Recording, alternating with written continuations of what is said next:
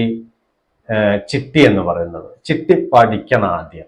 നമ്മൾ ചിട്ടി തീരെ അറിയാത്തവരും അല്ലെങ്കിൽ ചിട്ടിയിൽ ചേരാത്ത ആളുകളും ഉണ്ടെങ്കിൽ ആദ്യം ചെയ്യേണ്ടത് ചെറിയൊരു ചിട്ടി എടുക്കുക.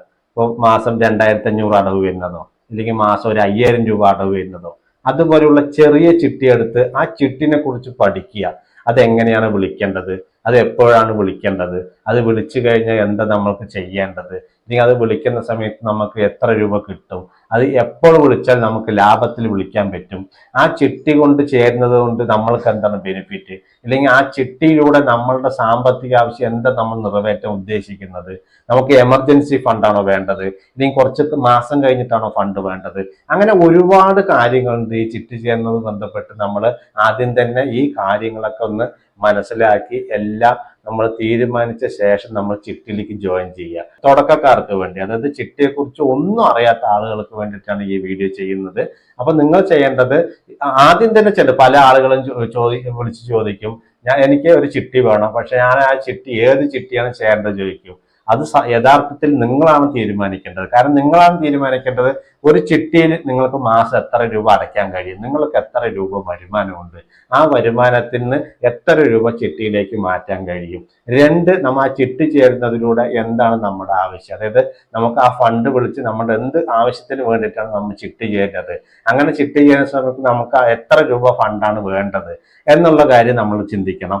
മൂന്നാമത്, ആ ചിട്ടി പിടിച്ചു കഴിഞ്ഞാൽ നിങ്ങൾക്ക് മേൽബാധ്യത, അതായത് നിങ്ങൾ എപ്പോഴാണോ ചിട്ടി പിടിക്കുന്നത് പിന്നെ മേൽബാധ്യത എത്ര അടയ്ക്കാനുണ്ടോ അതിനുള്ള ജാമ്യം എന്താണ് കൊടുക്കേണ്ടത്, അത് എന്താണ് എൻ്റെ കയ്യിലുള്ളത്, ഇല്ലെങ്കിൽ എന്താണ് വേണ്ടതെന്ന് നിങ്ങൾ ആ സ്ഥാപനത്തിൽ ഇല്ലെങ്കിൽ ചിട്ടി ചേരുന്ന ബ്രാഞ്ചിൽ അത് ചോദിച്ച് മനസ്സിലാക്കണം. ആ ചിട്ടി ചേരുന്നതിലൂടെ ഇത്രയും കാര്യങ്ങൾ, ചിട്ടി ചേരുന്നത് എന്ത് ആവശ്യത്തിന് വേണ്ടിയിട്ടുള്ള ഫണ്ടാണ്, ആ ഫണ്ട് എത്ര ലക്ഷമാണ് നിങ്ങൾക്ക് വേണ്ടത്, അത് ഒന്ന് മനസ്സിലാക്കുക. അതിനുശേഷം മൂന്നാമത്, ചിട്ടി പിടിച്ചു കഴിഞ്ഞാൽ അത് എപ്പോഴാണോ പിടിക്കുന്നത്, ആ പിടിച്ചു കഴിഞ്ഞാൽ മേൽബാധ്യത എത്രയുണ്ടോ അതിനുള്ള ജാമ്യം. ഈ മൂന്ന് കാര്യം മെയിനായിട്ട് നിങ്ങൾ മനസ്സിലാക്കണം. ഇല്ലെങ്കിൽ നിങ്ങൾ ചെയ്യേണ്ട കാര്യം ഈ മൂന്ന് കാര്യങ്ങളാണ്. കാരണം അതിനുശേഷം ഇതെല്ലാം ഓക്കെ ആണെങ്കിൽ നിങ്ങൾക്ക് നേരെ KSFE പോവുക.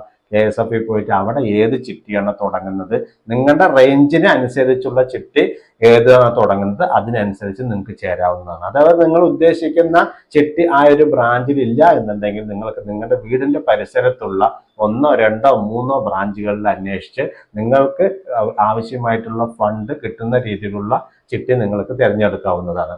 അതേപോലെ തന്നെ ചിട്ടിയിൽ ചേർന്ന് കഴിഞ്ഞാൽ നിങ്ങൾക്ക് KSFEയിലെ ഏത് ശാഖകളിൽ വേണമെങ്കിലും ചിട്ടി അടയ്ക്കാനുള്ള ഓപ്ഷൻ ഉണ്ട്. അതേപോലെ തന്നെയാണ് നിങ്ങൾക്ക് ചിട്ടിയിൽ ചേർന്ന് കഴിഞ്ഞാൽ നിങ്ങളുടെ എന്ത് ആവശ്യത്തിനാണോ ആ ചിട്ടി ചേർന്നത് ആ ആവശ്യം അവരോട് പറയുക. അപ്പൊ ഏകദേശം ഏത് മാസത്തിൽ അത് വിളിച്ചു കഴിഞ്ഞാൽ നിങ്ങൾക്ക് ലാഭത്തിൽ ഇല്ലെങ്കിൽ നഷ്ടമില്ലാതെ പിടിക്കാൻ പറ്റും എന്നത് ചോദിച്ച് മനസ്സിലാക്കുക. കാരണം എന്താണെന്ന് വെച്ചാൽ ഏതൊരു ചിട്ടിയിൽ നമ്മൾ ചേരുകയാണെന്നുണ്ടെങ്കിലും ആദ്യത്തെ മാസങ്ങൾ നല്ല രീതിയിൽ താഴ്ത്തി പിടിക്കാൻ ആളുകൾ ഉണ്ടാവും. അപ്പൊ നമ്മൾക്ക് ഓരോ മാസം കഴിയും തോറും ഈ അത്യാവശ്യക്കാരുടെ എണ്ണം കുറയുകയും അപ്പൊ നമുക്ക് കൂടുതൽ സംഖ്യ കിട്ടാൻ സാധ്യതയുണ്ട്. ഫോർ എക്സാമ്പിൾ 10,000 രൂപ വെച്ചിട്ട് 50 മാസത്തിന്റെ ചിട്ടി, 5 ലക്ഷത്തിന്റെ ചിട്ടി, ആദ്യത്തെ മാസം ചിലപ്പോൾ അത് 3.5 ലക്ഷം കിട്ടുള്ളൂ. പക്ഷെ ആ ചിട്ടിയിൽ വന്നിട്ട് 4,75,000 രൂപ വരെ കിട്ടാൻ സാധ്യതയുണ്ട്. അപ്പൊ നിങ്ങളുടെ ഫണ്ട് ആവശ്യം എന്താണ്, അത് നിങ്ങൾക്ക് എപ്പോഴാണ് പൈസ വേണ്ടത്, അപ്പൊ അതിനനുസരിച്ച് വേണം ചിട്ടി പിടിക്കണമെങ്കിൽ. അല്ലാതെ ആദ്യം തന്നെ നമ്മൾ അറിയാതെ പോയിട്ട് ചിട്ടി പിടിച്ച് ചിലപ്പോൾ 3.5, 3.25 കിട്ടുള്ളൂ. അങ്ങനെ കിട്ടുന്ന സമയത്ത് സ്വാഭാവികമായിട്ട് നിങ്ങൾക്ക് എമർജൻസി ഫണ്ട് ആവശ്യമില്ല എന്നുണ്ടെങ്കിൽ ചിട്ടിയുടെ കാലാവധി കഴിയുമ്പോൾ ഞാൻ അത്ര താഴ്ത്തി പിടിക്കണ്ടായിരുന്നു എന്നൊക്കെ നിങ്ങൾക്ക് സ്വാഭാവികമായിട്ടും തോന്നും. അപ്പൊ അതുകൊണ്ടാണ് പറഞ്ഞത് ആദ്യം ഈ ചിട്ടി പറഞ്ഞ ടൂളിനെ കുറിച്ച് ആദ്യം നമ്മൾ മനസ്സിലാക്കുക. ആ ചിട്ടിയുമായി ബന്ധപ്പെട്ട് ചിട്ടിയിൽ ചെറിയ കാര്യങ്ങൾ വരെ നമുക്ക് അതിൽ മനസ്സിലാക്കാനുണ്ട്. എങ്കിലാണ് അത് നല്ല രീതിയിൽ നമുക്ക് വിനിയോഗിക്കാൻ പറ്റുള്ളൂ. അതുപോലെ തന്നെ നിങ്ങൾക്ക് ചിട്ടിയെക്കുറിച്ച് ഒന്നും അറിയില്ല എന്നുണ്ടെങ്കിലും നിങ്ങളുടെ വീടിനടുത്തുള്ള KSFE ശാഖയിൽ പോവുക, കാര്യങ്ങളെല്ലാം ചോദിച്ചു മനസ്സിലാക്കുക.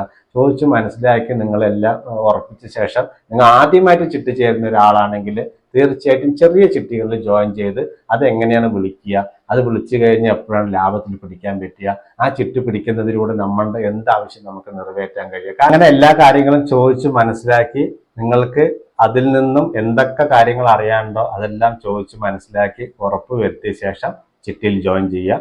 ചിട്ടിയിൽ ജോയിൻ ചെയ്ത ശേഷം നിങ്ങൾ ചെയ്യേണ്ടത് പറ്റുമെങ്കിൽ നിങ്ങൾ ജോയിൻ ചെയ്ത ചിട്ടി തന്നെ 1, 2 മാസം ലേലത്തിൽ പങ്കെടുത്ത് നോക്കുക. അതായത് ചിട്ടി വിളിക്കണമെന്നില്ല, അതെങ്ങനെയാ വിളിക്കുന്നത് ആളുകൾ, അത് വിളിക്കുന്ന സമയത്ത് അവരെന്തൊക്കെ കാര്യങ്ങൾ ശ്രദ്ധിച്ചിട്ടാണ് വിളിക്കുന്നത്, അതെല്ലാം നോക്കി മനസ്സിലാക്കുക.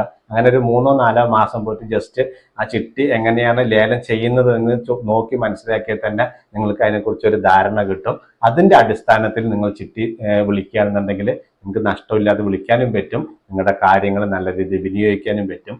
KSF-ൽ ഞാനും ചിട്ടി ചേർന്ന ഒരു വ്യക്തിയാണ്. എൻ്റെ ജീവിതത്തിൽ ഏകദേശം ഒരു 10-11 വർഷമായിട്ട് ചിട്ടി പിടിച്ച പൈസ കൊണ്ടാണ് ഞാൻ എൻ്റെ എല്ലാ കാര്യങ്ങളും നിറവേറ്റുന്നത്. അപ്പൊ ഈ വീഡിയോയിൽ എനിക്ക് ഇത്രയാണ് പറയാനുള്ളത്.